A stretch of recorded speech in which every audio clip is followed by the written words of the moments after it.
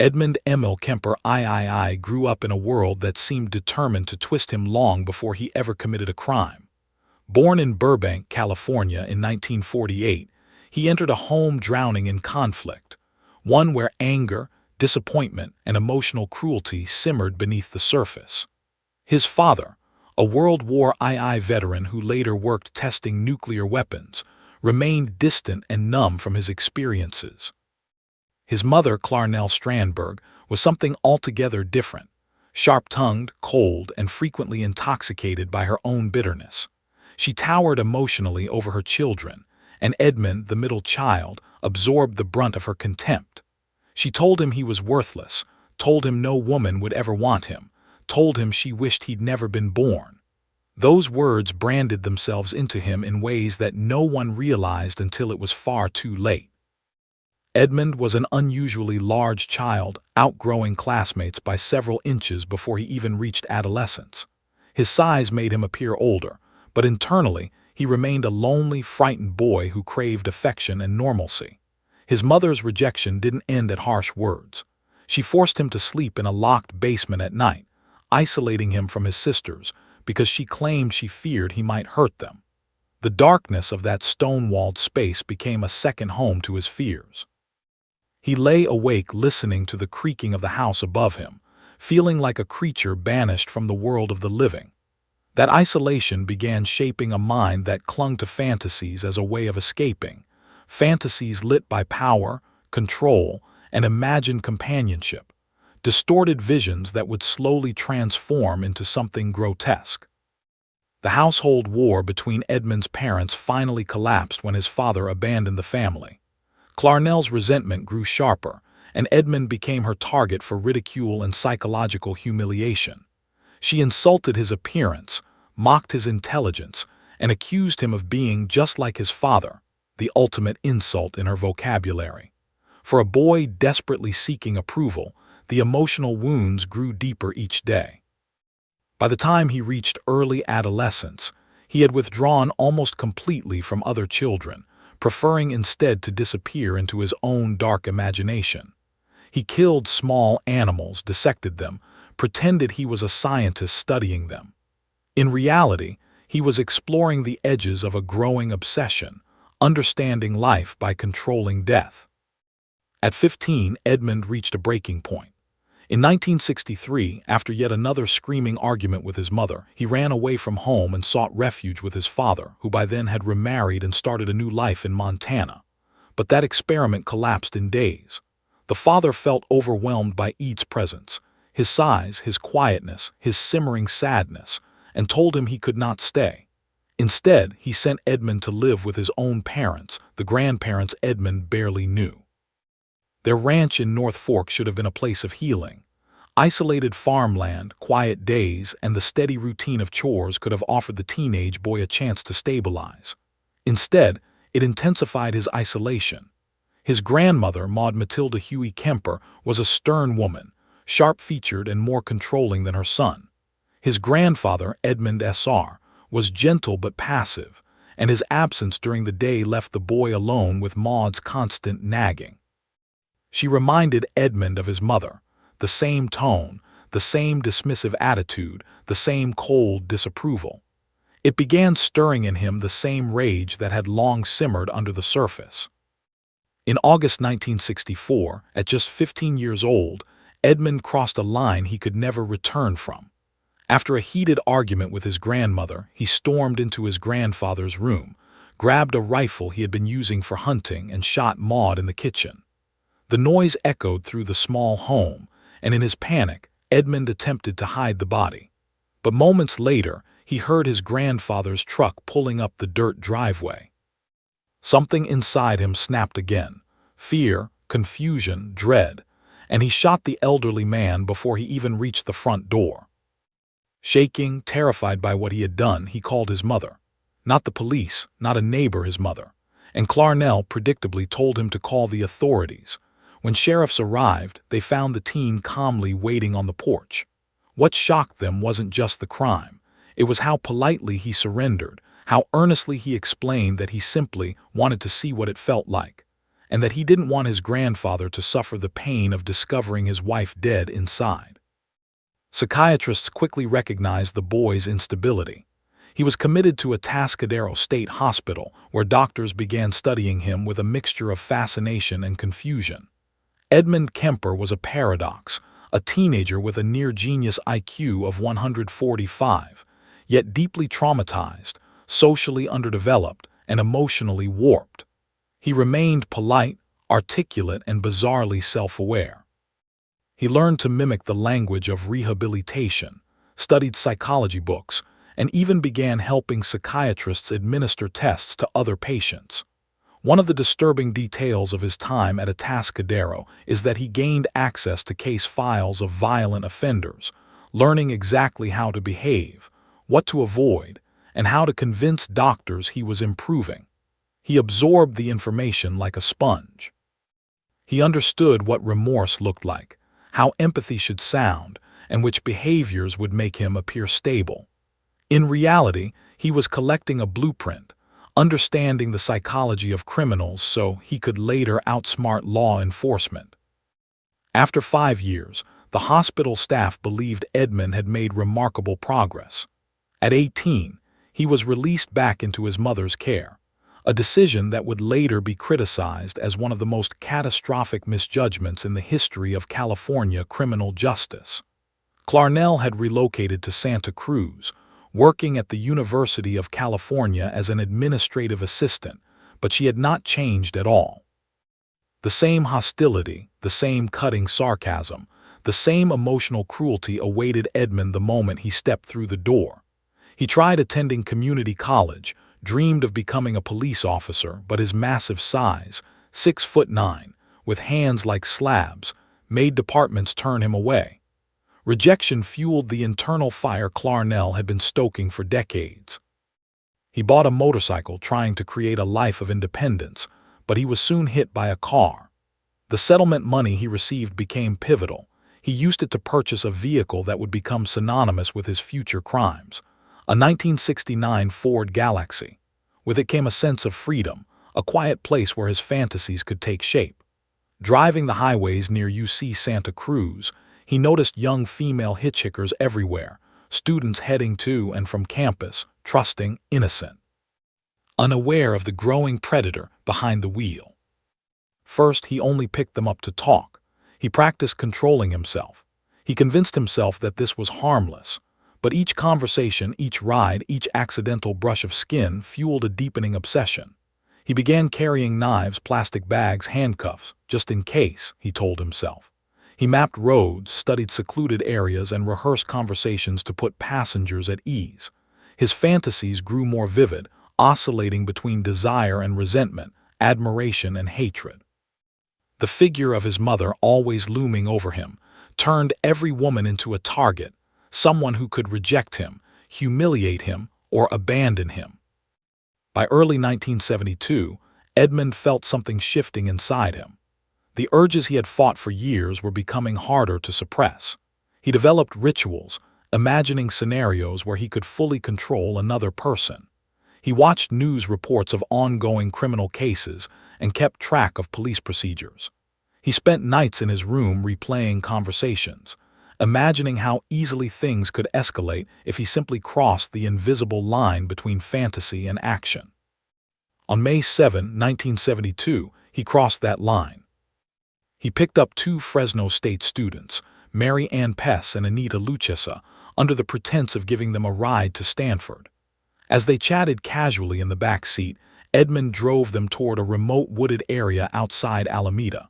The air grew heavy as he pulled off the main road, and the girls began to sense something was wrong. Moments later, the situation erupted into violence, silent, sudden, and overwhelming. Edmund used the knowledge he had gained in the hospital to immobilize them quickly, relying on calculated force and psychological control rather than chaos. When it was over, 2 young women who had trusted him were gone. He placed their bodies in the trunk of his Ford Galaxy as if following a script he had memorized. Then he drove to his mother's house. His hands shook on the steering wheel, not from fear but from the adrenaline flooding through him. Something inside him felt awakened, something he had never felt so intensely. He carried the bodies into his bedroom while the rest of the world around him went on normally. His mother slept. The neighbors walked their dogs. Cars passed by. No one knew what he had done. What followed that night, and those that came after, would reveal the chilling depth of Edmund Kemper's psyche. The necrophilic acts, the dismemberment, the cold detachment with which he treated the bodies. When he disposed of the victims' remains in the Sierra foothills, he felt an eerie calm, as though the secrets he carried had somehow made him more powerful, more in control, more alive. One part of him understood the horror of what he had done. Another part savored the memory.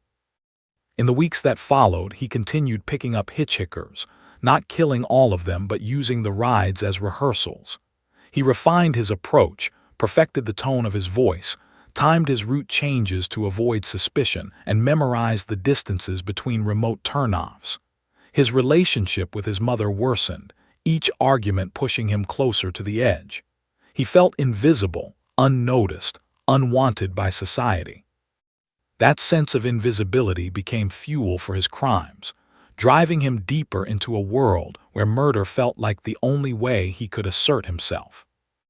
The police had no idea a serial killer was emerging in Santa Cruz. They had no clues, no warnings, no reason to suspect the soft-spoken giant buying coffee at local diners. And Edmund Kemper, smart, polite, patient, was just getting started. The summer heat in Santa Cruz was oppressive, but it did little to slow Edmund Kemper's growing obsession. He continued to pick up young female students along the highways, each ride a rehearsal, each conversation an experiment in control and manipulation.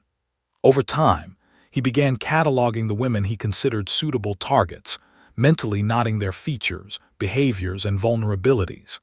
In his warped logic, this meticulous planning was a form of self-discipline, a ritual that allowed him to assert dominance in a world where he had felt powerless for years. Despite his enormous physical presence, standing 6 feet 9 inches and weighing over 250 pounds, Edmund mastered the art of subtle intimidation. He learned how to make women feel at ease in the backseat of his car, blending charm with apparent attentiveness. Some would later recall that he was articulate and polite, asking questions, listening intently, laughing softly.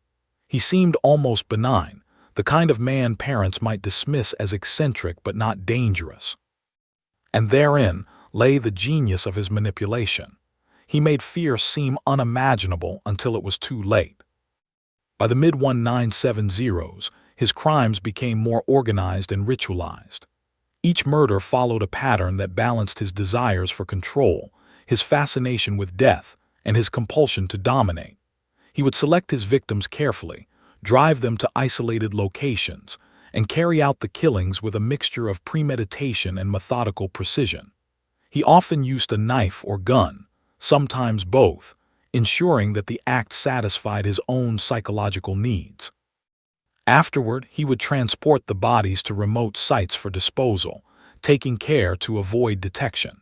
His meticulous nature allowed him to operate without interference, leaving the police puzzled and the community unaware of the danger lurking among them. Kemper's early murders, often targeting hitchhikers and college students, reflected a complex interplay of rage, power, and fantasy. He derived pleasure not only from killing, but from the control and submission of his victims. Necrophilia became a recurring component of his crimes, a disturbing ritual that allowed him to maintain a sense of dominance even after death. In his own twisted worldview, this behavior was not aberrant.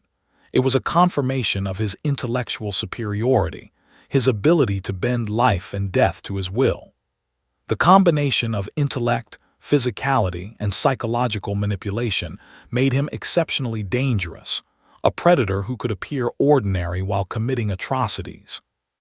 During this period, Kemper remained in constant tension with his mother, Clarnell. Her continued belittlement and verbal abuse became a recurring trigger, a reminder of the powerlessness he had experienced in childhood. She mocked his physical size, criticized his social interactions, and dismissed his efforts to integrate into society. Each encounter reinforced a latent fury that would eventually culminate in matricide. In his journals and later confessions, Kemper described an overwhelming mixture of resentment, fear, and fascination toward her, a desire for approval twisted into a compulsion for control. In parallel, he maintained a semblance of normalcy. He enrolled in community college courses, interacted with neighbors, and worked odd jobs. To outsiders, he appeared as a towering yet genial man, someone who might intimidate in appearance but posed no real threat. This duality, appearing ordinary while harboring homicidal intent, was central to his ability to evade suspicion. Law enforcement, untrained in identifying such predators, had no reason to focus on Kemper. His outward charm, combined with his massive stature, acted as camouflage, masking the lethal tendencies that simmered beneath the surface. By the early 1970s, Kemper's methods grew increasingly elaborate. He began keeping detailed notes on his victims, meticulously planning each abduction to minimize risk. He understood the limitations of his environment, studying patterns in police behavior and the geography of remote areas where bodies could be disposed of without detection. This strategic approach reflected both his intelligence and his deeply entrenched psychopathy. In many ways, he was preparing for a career of serial predation, refining his techniques and exploiting his understanding of human behavior to maximize his control over life and death. Kemper's killing spree escalated with a chilling consistency. Victims were carefully selected, often based on appearance, demeanor, and opportunity. College students remained prime targets due to their vulnerability and independence. He leveraged trust, feigning assistance or casual conversation, luring them into his vehicle with ease. Once isolated, he enacted his meticulously rehearsed procedures: restraint, intimidation, assault, and ultimately murder. Each act reinforced his psychological dominance, satisfying both rage and sexual compulsion. Post-mortem rituals, including necrophilia and dismemberment, served as a perverse affirmation of his control over victims even after death. While committing these crimes, Kemper's intellectual engagement remained high. He devoured literature on psychology, criminal behavior, and law enforcement procedures, seeking insights that would aid in his evasion. His self-study was obsessive.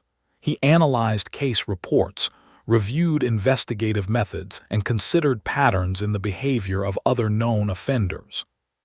This intellectual rigor, combined with his physical capabilities, made him an almost unstoppable force, one whose planning, patience, and adaptability allowed him to operate undetected for years. The tension between Kemper and his mother escalated simultaneously. Clarnell's disdain and criticism, once background noise, now became central to his psychological narrative. Her verbal attacks triggered memories of childhood humiliation and reinforced a growing compulsion to assert ultimate authority. He fantasized not only about punishing strangers, but about exerting dominance over the figure who had shaped his earliest trauma. This internal narrative became intertwined with his criminal methodology, driving both the selection of victims and the eventual decision to target his mother.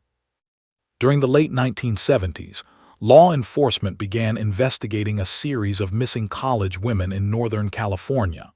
While patterns existed, hitchhikers vanishing near highways, bodies discovered in remote areas, the connections were subtle, scattered, and incomplete.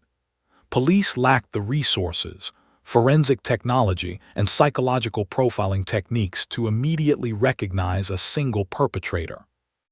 Kemper's careful planning, combined with the randomness of his early crimes, further complicated detection. Authorities were operating in a pre-FBI behavioral analysis era. Criminal profiling was in its infancy, and few investigators had the expertise to link abductions, murders, and post-mortem manipulation across jurisdictions. Kemper's next phase was marked by a deepening boldness. He began approaching victims in more populated areas, using social engineering techniques perfected through years of observation. He would introduce himself politely, ask questions to establish rapport, and subtly guide the interaction toward isolation. The trust he elicited was both methodical and instinctual, a reflection of his understanding of human psychology. Victims often reported that he seemed attentive, intelligent, and trustworthy, an impression that made the later violence all the more shocking to surviving acquaintances and law enforcement. The psychological profile of Kemper's crimes revealed several disturbing consistencies. He exhibited organized behavior, careful planning, and advanced manipulation. Yet, these were intertwined with impulsive expressions of rage and deep-seated necrophilic desires. In each case, the act of murder was both a fulfillment of sexual fantasy and an assertion of personal power. He maintained extraordinary composure post-crime, often returning home to interact with his mother or neighbors as if nothing had occurred. This dual existence, monster and model citizen, was a hallmark of his criminal sophistication.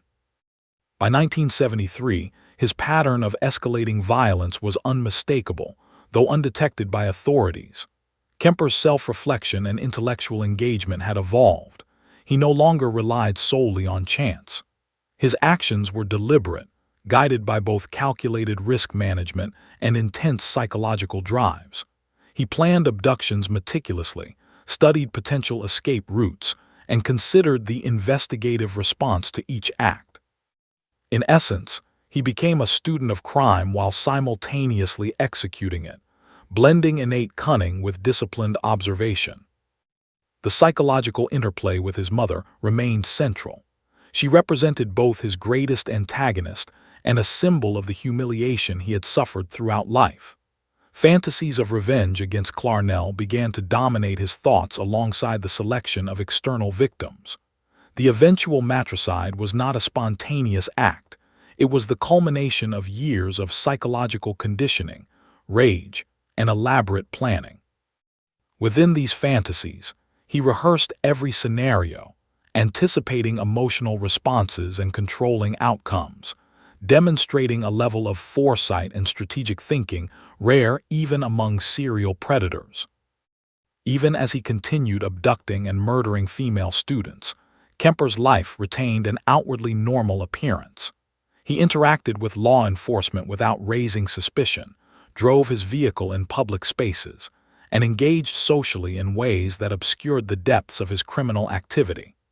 This duality not only delayed detection, but also provided him with a sense of invincibility, reinforcing his belief in personal superiority over society's rules.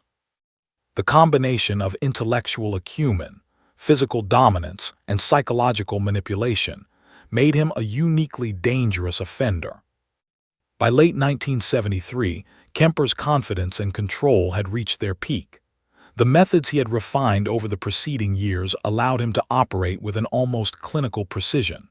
Abductions were swift, calculated, and increasingly ritualized. Post-mortem acts were performed in private, minimizing risk. While he simultaneously preserved a public persona that deflected suspicion, his criminal activities had become an integrated system, a methodical, terrifying expression of power that blended intellect, obsession, and long-simmering rage toward figures from his past. The psychological crescendo of Edmund Kemper's life of crime reached its terrifying apex with the murder of his mother, Clarnell Strandberg. For years, he had endured her relentless verbal abuse, her cold dismissals, and her toxic control over every facet of his emotional world. That abuse, compounded by decades of isolation, humiliation, and suppressed rage, had incubated into a desire not just for revenge, but for complete and total domination. In Kemper's mind, she had been the ultimate obstacle, the source of his torment, the embodiment of the emotional cruelty that had plagued him since childhood. Matricide was, in his estimation, a final assertion of power, the ultimate resolution to a lifelong cycle of fear and subjugation. In the months leading up to the murder, Kemper meticulously planned every detail.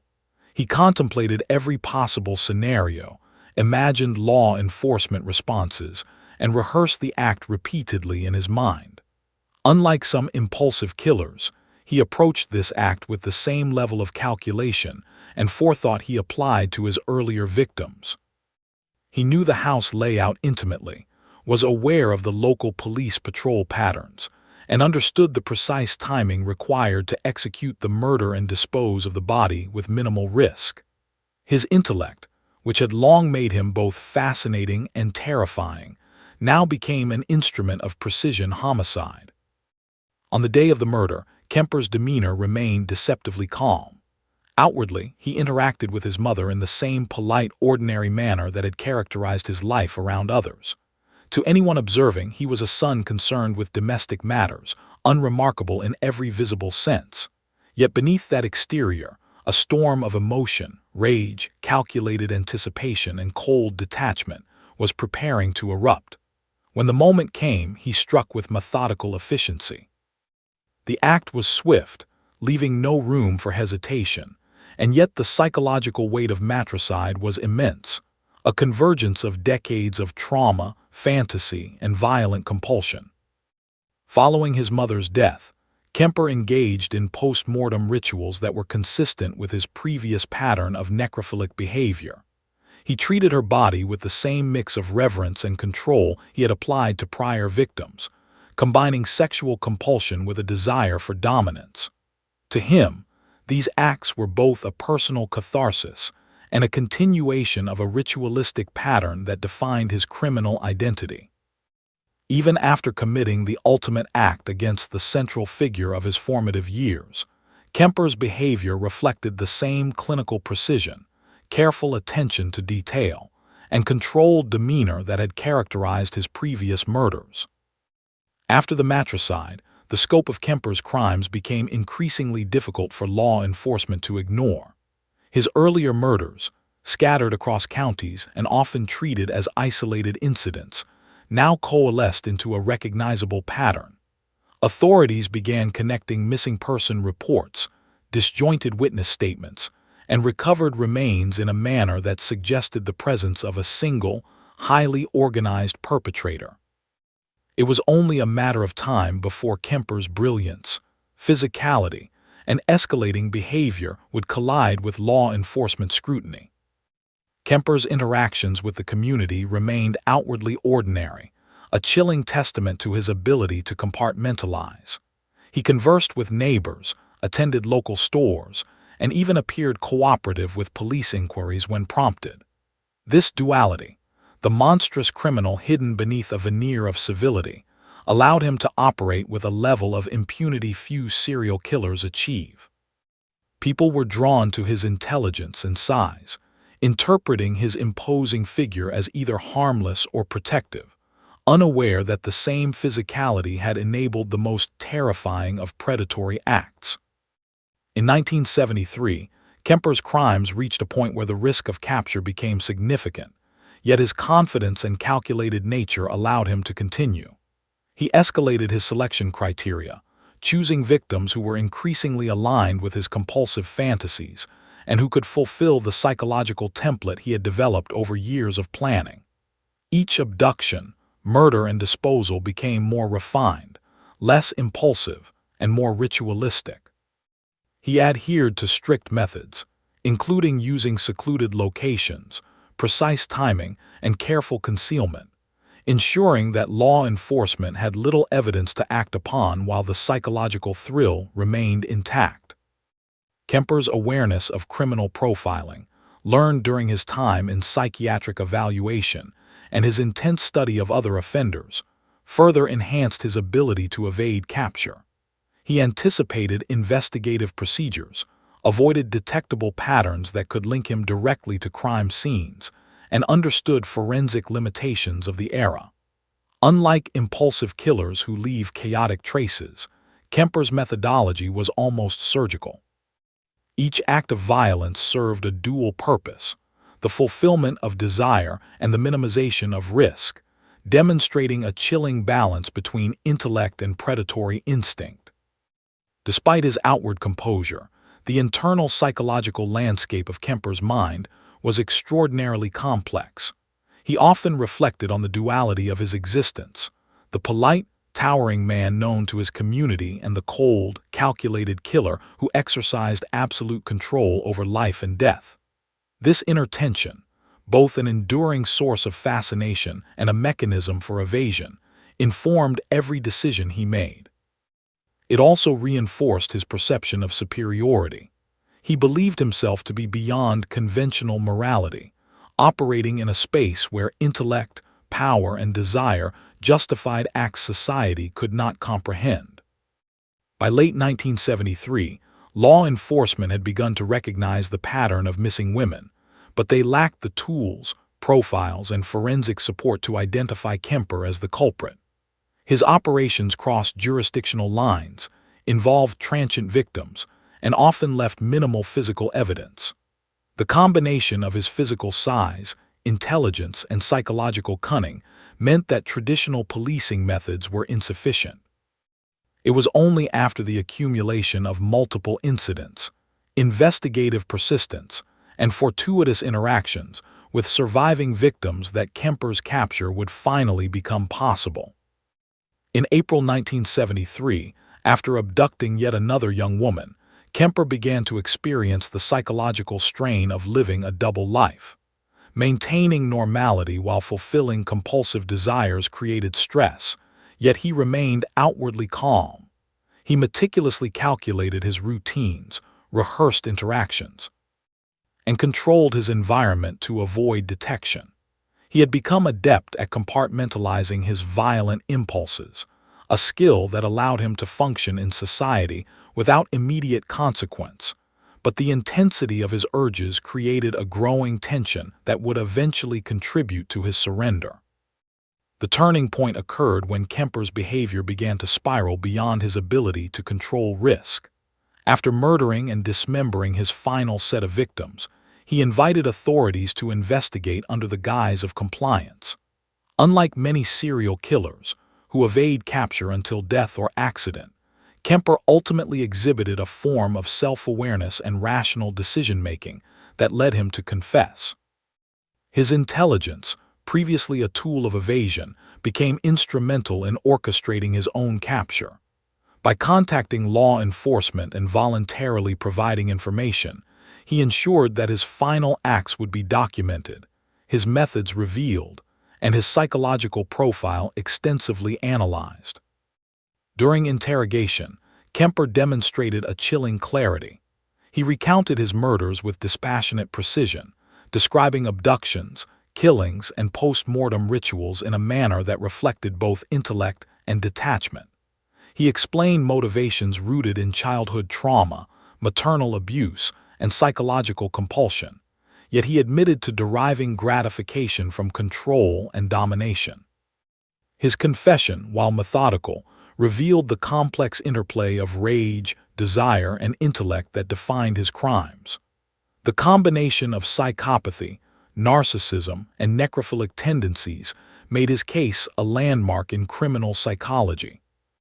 The capture and confession of Edmund Kemper allowed law enforcement, psychologists, and criminologists to construct an unprecedented profile of a highly intelligent, physically imposing, and psychologically sophisticated serial killer.